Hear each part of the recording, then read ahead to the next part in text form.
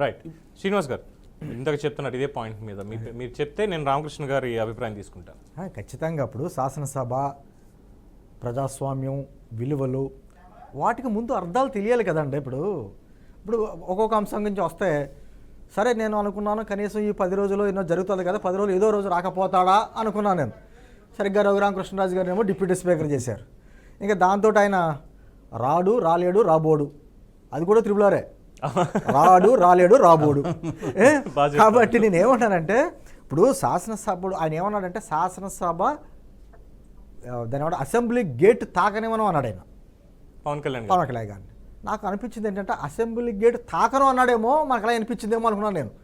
ఎందుకంటే శాసనసభ అనేటప్పటికి మనకి ఎటువంటి పేర్లు వస్తాయంటే ఆంధ్రప్రదేశ్కి ప్రకాశం పంతులు గారు, లేకపోతే దామోదరం సంజయ్ గారు, పివి నరసింహరావు గారు, గౌతు లచ్చన్న, తరిమిల నాగిరెడ్డి, ఇటువంటి మహానుభావులు వాళ్ళకి పార్టీలతోటి సిద్ధాంతాలతోటి వేరు అయినా కూడా అటువంటి వ్యక్తులు అసెంబ్లీలో ఉండి ప్రజా సమస్యల మీద పోరాడుతుంటే చాలా ముచ్చటగా ఎంత చక్కగా ఉండేది.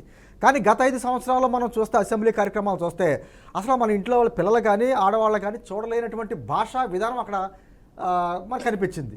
మీరు రమ్మంటున్నారు, మీలాంటి వారు అందరూ రండి, శాసనసభ్యుడు కాబట్టి శాసనసభ్యుడు గారు ఖచ్చితంగా శాసనసభలో మీ మాటలు మీ భావం వ్యక్తపరచండి అని అంటున్నారు. కానీ వచ్చి ఏ భాషలో మాట్లాడతారు మీరు చెప్పండి పవన్ గారు.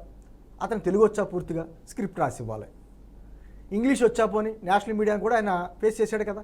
ఎక్కడైనా ఇంగ్లీష్లో ఏ విధంగా మాట్లాడి మనం చూసాం కదా. ఇంకా హిందీ గురించి చెప్పుకోక్కర్లేదు. ఏ భాషలో మాట్లాడతాడో వైఎస్ఆర్ కాంగ్రెస్ పార్టీ వారి భాషకి స్పెషల్ ఒక భాష ఉంది, ఆ భాషలో మాట్లాడాలి. ఆ భాషలో కూటమి వారు మాట్లాడరు, ఆయనకి అర్థం అవ్వదు. ఆ భాషలో మాట్లాడిన వాళ్ళందరినీ ఆయన గతంలోని కొడాల నాని గారి భాష, పేరు నాని గారి భాష, జోగి రమేష్ గారి భాష, ఆ భాష అయితే ఆయన మురిసిముసిలు నవ్వుకున్నాడో వానికి అర్థమైంది.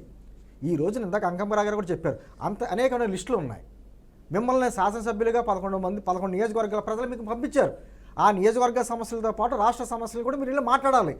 నాకు మైక్ ఇవ్వరు అని చెప్పేసి ముందు ఎలా ఊహించుకుంటారు మీరు వచ్చి మీరు మాట్లాడితే, మీరు మాట్లాడినప్పుడు మైక్ కట్ చేస్తే అదిగో నాకు మైక్ ఇవ్వట్లేదని చెప్పి వెళ్ళిపోయినా ఒక అందం ఉంది, ప్రజలు డిసైడ్ చేస్తారు. మరి మీరు అసలు అసెంబ్లీలోకి అడుగు పెట్టకుండానే నాకు మైక్ ఇవ్వరు, నాకు ప్రతిపక్ష నేత హోదా ఇవ్వాలి. గతంలో పవన్ గారు అనేక మంది వామపక్ష పార్టీలు కూడా 2-3 ఉండేవారు అప్పట్లో, అయినా కూడా వాళ్ళ సభలోకి వెళ్ళి మాట్లాడేవారే. లోక్సత్తా జయప్రకాష్ నారాయణ గారు ఒక్క ఎమ్మెల్యేగా ఆయన గళం ఆయన వినిపించలేదా?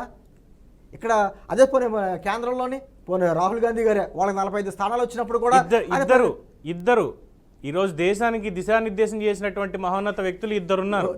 భారతరత్న వాజ్పేయి గారు, లాల్కృష్ణ అద్వానీ గారు, ఇద్దరితో స్టార్ట్ అయిన ప్రయాణం ఈ రోజు అసెంబ్లీకి మీకు పంపించిన విధానం ఏంటి? సరే మీరు అసెంబ్లీకి వెళ్ళరు, మాట్లాడరు, పోనీ శాసనసభ్యుడిగా మీరు అందుకునే జీతపత్యాలు అందుకున్నారు కదా, వదులుకోవట్లేదు కదా.